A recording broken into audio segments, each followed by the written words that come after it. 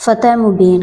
صلح حدیبیہ کے بعد جو مسلمان مجبوری سے مکہ میں رہ گئے تھے ان کو کفار سخت تکلیفیں دیتے تھے، اس لیے وہ بھاگ بھاگ کر مدینہ آتے تھے۔ سب سے پہلے حضرت عتبہ رضی اللہ تعالیٰ عنہ بن اسید ابو بصیر بھاگ کر مدینہ آئے۔ قریش نے سرکار دو عالم صلی اللہ علیہ وسلم کے پاس 2 شخص بھیجے کہ ہمارا آدمی واپس کر دیجئے۔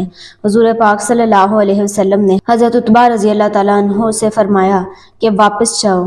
عتبہ رضی اللہ تعالیٰ عنہ نے عرض کیا کہ کیا یا رسول اللہ صلی اللہ علیہ وسلم مجھ کو کافروں کے پاس بھیجتے ہیں کہ مجھ کو کفر پر مجبور کریں؟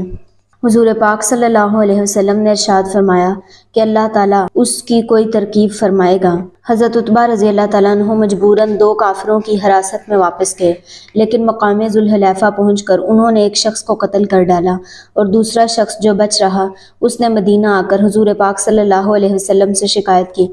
پیچھے ہی پیچھے حضرت عتبہ رضی اللہ تعالیٰ عنہ بھی پہنچے اور سرکار دو عالم صلی اللہ علیہ وسلم کی خدمت میں عرض کیا کہ آپ صلی اللہ علیہ وسلم نے عہد کے مطابق اپنی طرف سے مجھ کو واپس کر دیا تھا، اب آپ صلی اللہ علیہ وسلم پر کوئی ذمہ داری نہیں۔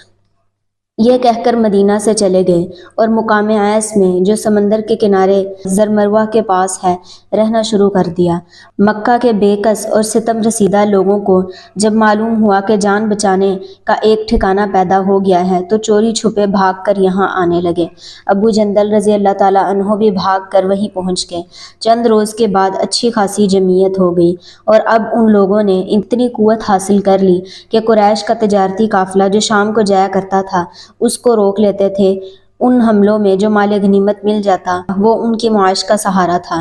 قریش نے مجبور ہو کر حضور پاک صلی اللہ علیہ وسلم کو لکھ بھیجا کہ معاہدہ کی اس شرط سے ہم باز آتے ہیں، اب جو مسلمان چاہے مدینہ جا کر آباد ہو سکتا ہے، ہم اس پر اعتراض نہیں کریں گے۔ آپ صلی اللہ علیہ وسلم نے وطن بدر مسلمانوں کو لکھ بھیجا کہ یہاں چلے آؤ۔ چنانچہ ابو جندل رضی اللہ تعالیٰ عنہ اور ان کے ساتھی مدینہ میں آ کر آباد ہو گئے اور قریش کے تجارت کے قافلوں کا راستہ پھر کھل گیا۔ مسلمانوں کے لیے صلح حدیبیہ کی شرائط بہت فائدہ مند ثابت ہوئی، کیونکہ مکمل امن اور اطمینان حاصل ہو جانے کی باعث مسلمانوں نے نہ صرف جزیرہ عرب کے اندر اس جزیرے سے باہر بھی اسلام کا پیغام لوگوں تک پہنچایا۔ حضور پاک صلی اللہ علیہ وسلم نے اسلام کی دعوت دینے کے لیے وقت کے بادشاہوں، سرداروں، امیروں، رئیسوں اور اہمیت رکھنے والے افراد کے پاس داعی روانہ کیے، جنہوں نے ان کے سامنے اسلام کی دعوت پیش کی۔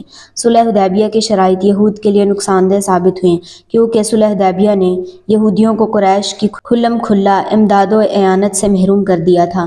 صلح حدیبیہ کی شرائط بظاہر تو مسلمانوں کے سخت خلاف تھیں۔ مسلمانوں نے اس صلح پر دبے دبے اعتراضات بھی کیے، مگر جب اس کے نتائج سامنے آئے تو سب مسلمان سرکار دو عالم صلی اللہ علیہ وسلم کی دور اندیشی کے پہلے سے بھی زیادہ قائل ہو گئے۔ صلح حدیبیہ کے بعد جس قدر اسلام پھیلا اور جس کثیر تعداد میں لوگ مسلمان ہوئے اس سے پہلے نہ ہوئے تھے۔ مورخین اور مبصرین کا اتفاق ہے کہ فتح خیبر، فتح مکہ اور اس واقعے کے بعد کی ساری فتوحات صلح حدیبیہ ہی کا نتیجہ ہیں۔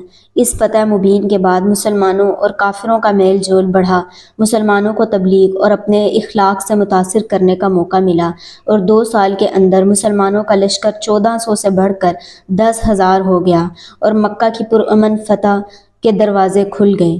فیوز القرآن سعد 1215۔ جنگ خیبر۔ قبیلہ بنو نذیر کو مدینہ سے جلا وطن کیا گیا تو وہ لوگ خیبر میں آباد ہو گئے اور مسلمانوں سے انتقام لینے کے لیے دیگر اہل عرب کو اسلام کی مخالفت پر اکسانے لگے۔ ان کی شرارتوں اور سازشوں نے زور پکڑ لیا۔ سرکار دو عالم صلی اللہ علیہ وسلم محرم 7 ہجری میں حضرت صبار رضی اللہ تعالیٰ عنہ بن ارقط غفاری کو مدینہ کا افسر مقرر کر کے مدینہ سے خیبر کے لیے روانہ ہوئے۔ ازدواج مطہرات رضی اللہ تعالیٰ عنہا میں سے حضرت ام سلمہ ساتھ تھیں۔ مسلمانوں کی فوج کی تعداد 1600 تھی، بعض جگہ 1400 بھی آیا ہے، جن میں 200 سوار تھے اور باقی لشکر پیدل تھا۔ مسلمانوں کو اس بات کا علم تھا کہ غطفان اہل خیبر کی مدد کو آئیں گے، لہٰذا سرکار دو عالم صلی اللہ علیہ وسلم نے رجیہ کے مقام پر اپنی فوج اتار دی۔ یہ غطفان اور خیبر کے درمیان واقع ہے۔ اسباب باربرداری اور مستورات وغیرہ یہاں چھوڑ دی گئیں اور مسلمان فوج خیبر کی جانب بڑھی۔ غطفان مسلمان لشکر کی آمد کا سن کر ہتھیار سجا کر نکلے، مگر جب انہیں معلوم ہوا کہ خود ان کے گھر خطرے میں ہیں تو واپس چلے گئے۔ خیبر کے یہودی اب اکیلے رہ گئے۔ خیبر میں 6 قلعے تھے: سالم، قموس، نطع، قصادہ، شک اور مربطہ۔ ان قلعوں میں قموس نامی قلعہ نہایت مضبوط تھا۔ اس کا رئیس طاقتور مرہب تھا، ابن ابی الحقیق کا خاندان، جس نے مدینہ سے جلاوطن ہو کر خیبر کی ریاست حاصل کر لی تھی، یہیں رہتا تھا۔ لشکر اسلام جب صبح کے مقام پر پہنچا، نماز عصر کا وقت ہو چکا تھا۔ سرور کائنات صلی اللہ علیہ وسلم نے یہاں ٹھہر کر نماز عصر ادا کی، پھر کھانا طلب فرمایا۔ رسد کا ذخیرہ صرف ستو تھا۔ دو جہاں کے سردار صلی اللہ علیہ وسلم نے وہی ستو پانی میں گھول کر نوش فرمایا۔ رات ہوتے ہوتے فوج اسلام آگے بڑھی تو انہیں عمارتیں نظر آئیں۔ حضور پاک صلی اللہ علیہ وسلم نے صحابہ کرام رضی اللہ تعالیٰ عنہ سے ارشاد فرمایا کہ ٹھہر جاؤ، پھر اللہ تعالیٰ سے دعا مانگی کہ اے خدا، ہم تجھ سے اس گاؤں کی اور گاؤں والوں کی بھلائی چاہتے ہیں اور ان سب کی برائیوں سے پناہ مانگتے ہیں۔ سرکار دو عالم صلی اللہ علیہ وسلم کا مقصد جنگ کرنا نہ تھا، لیکن جب یہود نے بڑے سر و سامان کے ساتھ جنگ کی تیاری کی تو آپ صلی اللہ علیہ وسلم نے صحابہ رضی اللہ تعالیٰ عنہ کو مخاطب کر کے آواز فرمایا اور جہاد کی ترغیب دی۔ سب سے پہلے فوجیں قلعہ نعم کی جانب بڑھیں۔ حضرت محمود رضی اللہ تعالیٰ عنہ بن مسلمہ نے بڑی دلیری سے حملہ کیا اور دیر تک لڑتے رہے، لیکن گرمی کی وجہ سے دم لینے کے لیے قلعے کی دیوار کے سائے میں بیٹھ گئے۔ کنانہ بن ربیع نے قلعے کی فصیل سے چکی کا پاٹ ان کے سر پر گرایا، جس سے وہ شہید ہو گئے، لیکن قلعہ جلد ہی فتح ہو گیا۔ نام کے بعد اور قلعے آسانی کے ساتھ فتح ہوتے گئے، مگر قموس کو فتح کرنے میں دشواری پیش آئی۔ سرکار دو عالم صلی اللہ علیہ وسلم نے فرمایا کہ کل میں اس شخص کو علم دوں گا جس کے ہاتھ پر اللہ تعالیٰ فتح دے گا، اور جو اللہ اور اللہ کے رسول صلی اللہ علیہ وسلم کو چاہتا ہے، اور اللہ کے رسول صلی اللہ علیہ وسلم بھی اس کو چاہتے ہیں۔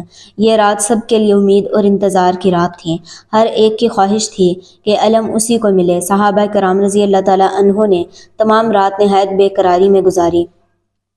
صبح کو سرکار دو عالم صلی اللہ علیہ وسلم نے دریافت فرمایا کہ علی رضی اللہ تعالیٰ عنہ کہاں ہیں؟ حضرت علی رضی اللہ تعالیٰ عنہ کو آنکھوں کا عشوب تھا اور سب جانتے تھے کہ وہ جنگ میں شرکت نہیں کر سکتے۔